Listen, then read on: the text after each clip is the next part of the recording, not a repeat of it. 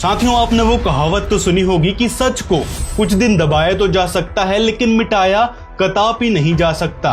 इसी को लेकर आज की इस वीडियो में हम समझते हैं संत रामपाल जी महाराज जी पर लगे सभी आरोपों के बारे में। कौन कौन से केस संत रामपाल जी महाराज जी पर बने हैं जिस कारण वो आज जेल में हैं, और किन किन केसों में संत रामपाल जी बाइज्जत बरी हो गए हैं और वह केस फर्जी साबित हुए हैं। आपने बहुत सारे न्यूज चैनलों में देखा होगा संत रामपाल जी महाराज जी के बारे में तरह तरह की जानकारी देते हुए, वो भी फर्जी। तो समझते हैं सभी एक एक बातों की बारीकी को आज की इस वीडियो में। इस वीडियो को आप शेयर भी कर देना ताकि जिनको नहीं पता कि संत रामपाल जी जेल में क्यों है वो भी जान पाएंगे इस वीडियो के माध्यम से। ये सारी सच्चाई संत रामपाल जी महाराज जी के ऑफिशियल ऐसे न्यूज चैनल से ली गई है और संत रामपाल जी महाराज जी के सतलोक आश्रम केस अपडेट से ली गई है, जिसका लिंक आपको डिस्क्रिप्शन में मिल जाएगा। साथियों, जैसे आपको बता दें कि संत रामपाल जी महाराज के गुरु हैं स्वामी रामदेवानंद जी महाराज। उनकी शिक्षाओं पर चलकर कबीर परमेश्वर को भगवान बताते हुए संत रामपाल जी ने 1997 से यह आध्यात्मिक यात्रा शुरू की थी, जिसमें आगे चलकर इस ज्ञान को लेकर कई सारे विवाद उत्पन्न हुए। पहला केस जो संत रामपाल जी महाराज जी पर बना था वो था 2006 का करौथा आश्रम का केस, जिसमें आर्य समाजियों ने संत रामपाल जी महाराज जी के करौथा आश्रम में हमला बोल दिया था और पथराव किए थे, गोलीबारी की थी। उस गोलीबारी में सोनू नाम के शख्स की मृत्यु हो गई थी, जिसका आरोप संत रामपाल जी महाराज जी पर लगाया गया था। यह केस 12 जुलाई सन 2006 को लगाया गया था। इस केस में संत रामपाल जी महाराज और उनके शिष्य 21 महीने तक जेल में रहे थे। 21 महीने बाद संत रामपाल जी महाराज को जमानत मिलती है। तो उन्होंने देखा कि रामपाल अब फंस नहीं रहा, इन्होंने एक लड़के को स्वयं ही मारा गोली से और हमारे नाम मंडवा दिया, क्योंकि हरियाणा के मुख्यमंत्री श्री भूपेंद्र सिंह जी हुड्डा भी आर्य समाजी हैं। उनको इन्होंने भ्रमित कर दिया, गुमराह किया हुआ था, जिस कारण से उन्होंने इनका पक्ष लिया और मुझ पर और मेरे भाइयों पर झूठा आरोप लगा करके झूठा मुकदमा बनवा दिया, जबकि इन्होंने स्वयं ही वो मारा, इन्होंने आक्रमण किया।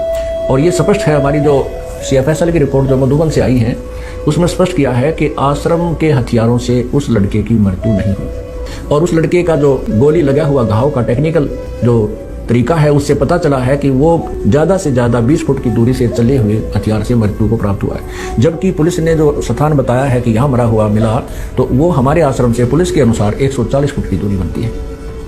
इससे सिद्ध है कि इन्होंने हमारे को फंसाने के लिए षड्यंत्र रचा था और उद्देश्य यही था कि इस अज्ञान की, सत्यार प्रकाश के अज्ञान की, महर्षि जी के अज्ञान की पोल ना खुले और हम निर्दोष हैं। सच्चाई और जनता के सामने कुछ दिनों में स्पष्ट हो जाएगी। उसका फैसला 20 दिसंबर 2022 को आता है, जिसमें संत रामपाल जी महाराज और उनके सभी शिष्यों को बाइज्जत बरी कर दिया जाता है अदालत के द्वारा। दूसरा केस जो संत रामपाल जी महाराज पर लगा था प्रॉपर्टी फ्रॉड और भूमि पंजीकरण केस वाला था, जो रोहतक में चल रहा था। ये भी सन 2006 में लगाया गया था। घटना क्या थी कि आश्रम की भूमि पंजीकरण में धोखाधड़ी का आरोप लगाया गया था कि बाय फोर्स्ड सेल डॉक्यूमेंट बनवाए गए थे। इसका नतीजा आता है 1 मई 2018 को, जिसमें संत रामपाल जी महाराज और उनके साथ जो अन्य आरोपी थे उन सबको अदालत ने बाइज्जत बरी कर दिया। यानी कि 2 केसों में संत रामपाल जी महाराज बाइज्जत बरी हो गए, जो सन 2006 में फर्जी केस बनाए गए थे, फर्जी आरोप लगाए गए थे। अब आप जो भक्तात्मा इस कांड के बाद भी डगमग नहीं हुए, आप हीरे तो हो गए हो, इसमें कोई शक नहीं, आप हीरे हो, पर कच्चे पक्के रहे फिर परीक्षा ली जाएगी। अब चलते हैं संत रामपाल जी महाराज जी के बरवाला आश्रम पर, यानी 2014 के केसों पर, जिसमें तीसरा केस संत रामपाल जी महाराज जी पर लगाया गया था 426 का। इसमें पुलिस वालों ने कहा था कि संत रामपाल जी महाराज जी के कहने पर उनके अनुयायियों ने सरकारी कार्य में बाधा डाली थी। इसका फैसला आता है 29 अगस्त 2017 को, जिसमें संत रामपाल जी महाराज जी को अदालत द्वारा बाइज्जत बरी कर दिया जाता है।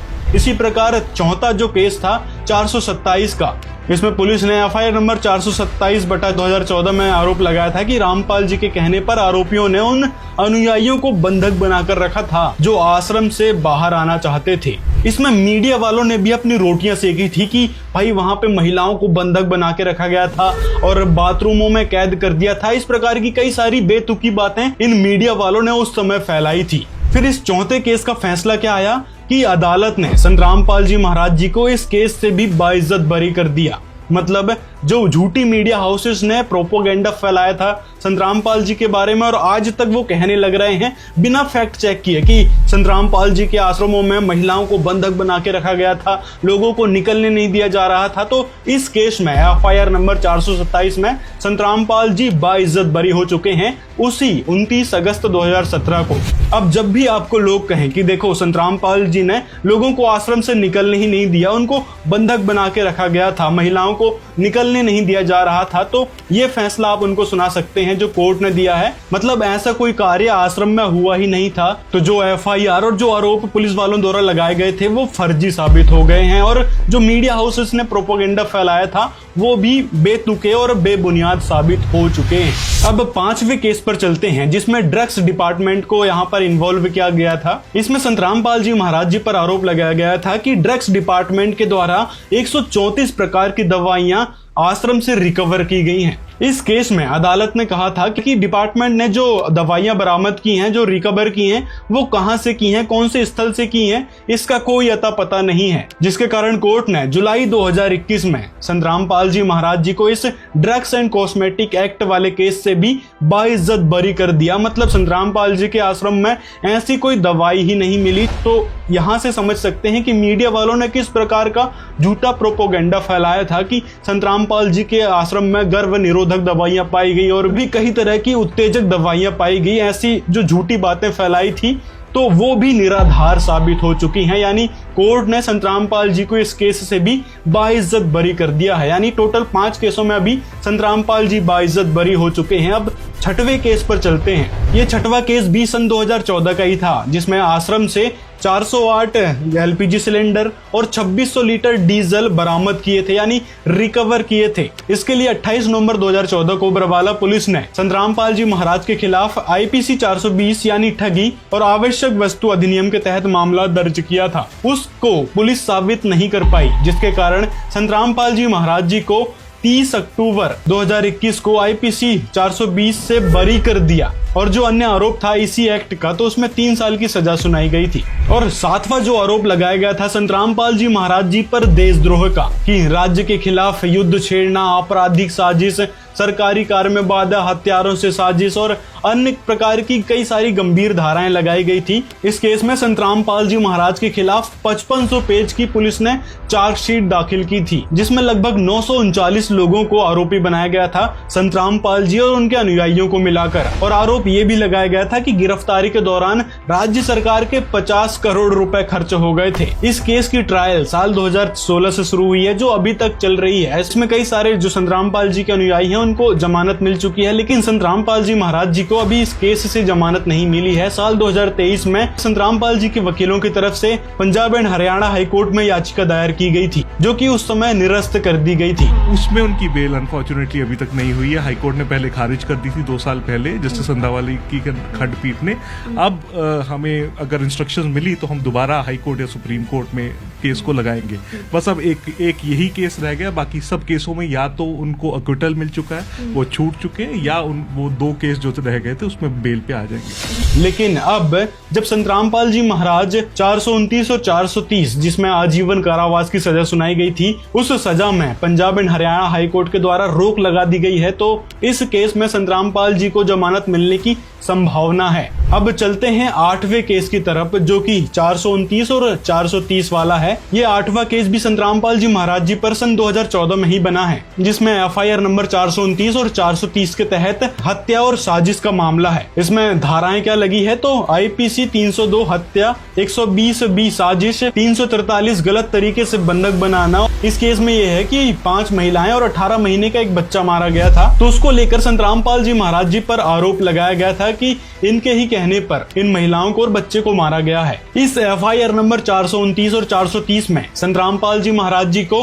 11 अक्टूबर 2018 को दोषी करार दिया गया और 16 अक्टूबर 2018 को आजीवन कारावास और जुर्माने की सजा सुना दी। अब जो 2018 में डिस्ट्रिक्ट कोर्ट ने जो सजा सुनाई थी आजीवन कारावास की, तो फिर हाई कोर्ट में अपील दायर की गई इस फैसले को लेकर। अब 2025 में इसका फैसला आता है कि संतरामपाल जी महाराज जी को जो आजीवन कारावास की सजा सुनाई गई थी उसको सस्पेंड कर दिया है Punjab and Haryana high court ने।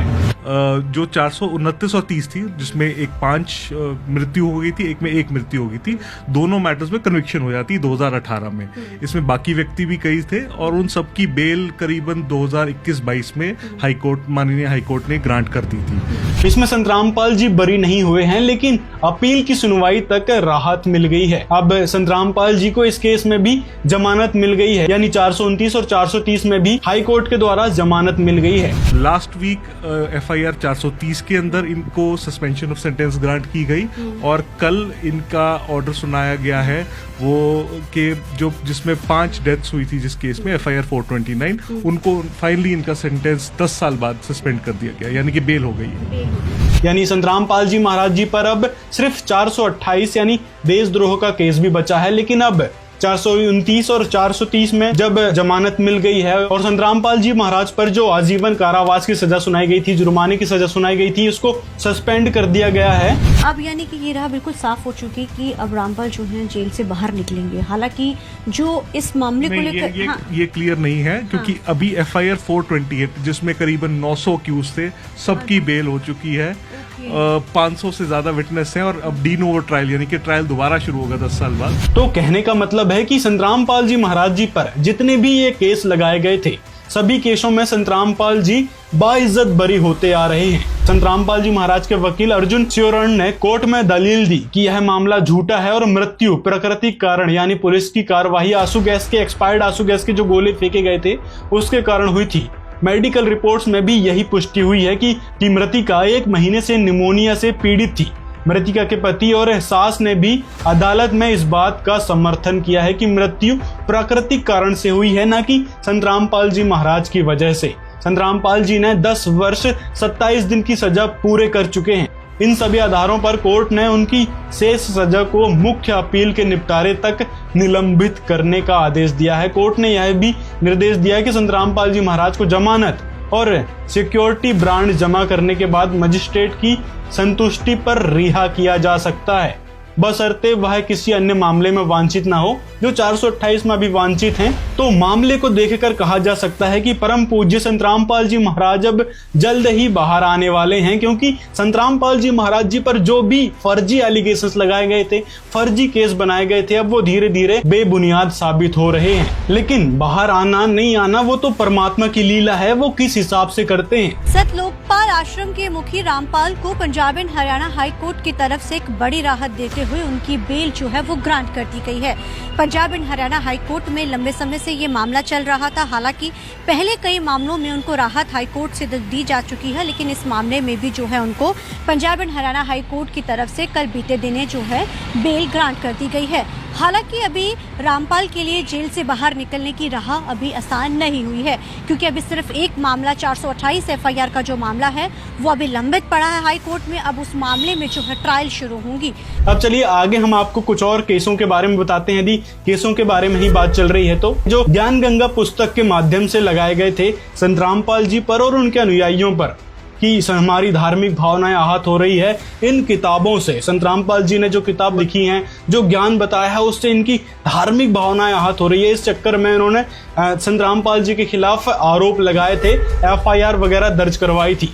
तो उसके बारे में सुनते हैं, जैसे कि FIR नंबर 201 जो कि 2011 में लगाई गई थी। इस मामले में संतरामपाल जी महाराज द्वारा लिखित ज्ञान गंगा पुस्तक पर सवाल उठाए गए थे और आरोप लगाया गया था कि इससे हमारी धार्मिक भावनाएं आहत हो रही हैं।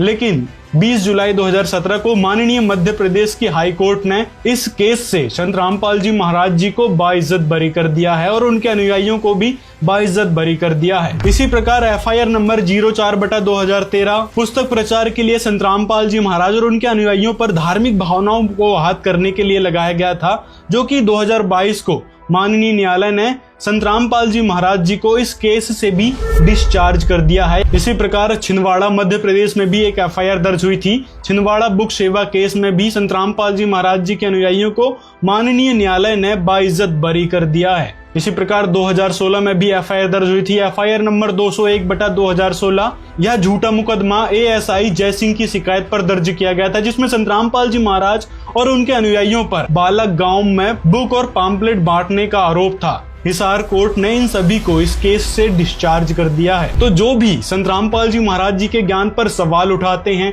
संत रामपाल जी की किताबों पर सवाल उठाते हैं कि देखो हमारी धार्मिक भावनाएं आहत हो रही हैं इन किताबों को पढ़ने से, संत रामपाल जी महाराज जी के ज्ञान से, जिसके चलते उन पर FIR दायर की जाती है या फिर केस लगाया जाता है, तो उन सारे केसों में भी संत रामपाल जी लगातार बाइज्जत बरी होते आ रहे हैं कि संत रामपाल जी ने जो ज्ञान अपनी पवित्र पुस्तक ज्ञान गंगा के माध्यम से बताया है उस ज्ञान में कोई कमी नहीं है। सारे प्रमाण, सारे साक्ष्य मौजूद हैं उस किताब में, जो भी बातें लिखी हैं उसके। तो जो भी अब कहते हैं कि संत रामपाल जी की इन किताबों से धार्मिक भावनाएं आहत हो रही हैं, तो इन केसों से सीख ले सकते हैं कि संत रामपाल जी के पास सभी सबूत हैं कि किस कारण से और किस आधार पे क्या बातें लिखी हैं इस ज्ञान गंगा पुस्तक में, जिसके कारण आज संत रामपाल जी लगातार बाइज्जत बरी होते आ रहे हैं। यानी इससे क्या स्पष्ट होता है कि सत्य की हमेशा जीत होती है। सत्य को कुछ दिन दबाया तो जा सकता है लेकिन मिटाया कदापि नहीं जा सकता।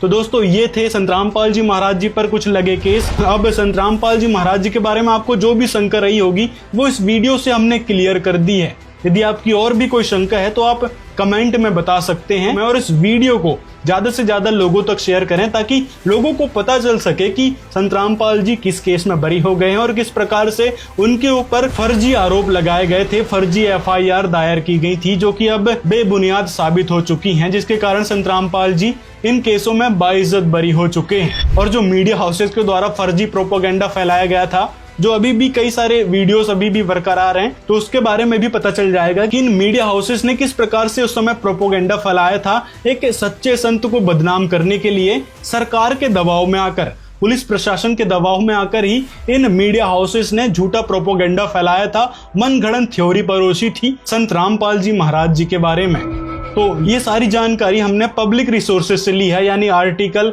न्यूज़पेपर वगैरह से। यदि आपको किसी केस पर शंका होती है तो इन आर्टिकलों के लिंक डिस्क्रिप्शन में दिए गए हैं, आप वहां जाकर रीड कर सकते हैं एक एक केसों के बारे में कि ये बातें सच है या नहीं है। मिलते हैं अगले वीडियो में।